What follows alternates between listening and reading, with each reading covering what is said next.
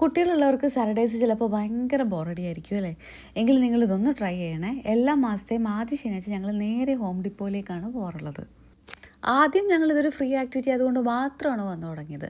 പിന്നെ ഫ്രണ്ട്സും കൂടെ ഉള്ളത് കാരണം ഇത് ശരിക്കും ഞങ്ങൾക്കും ഒരു ഹാങ് ഔട്ട് സ്പേസ് കൂടെയായി.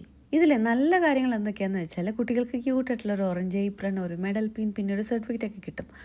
അതൊക്കെ കിട്ടുമ്പോൾ അവരുടെ മുഖത്തൊരു പ്രത്യേക ഒരു സന്തോഷമാണ്.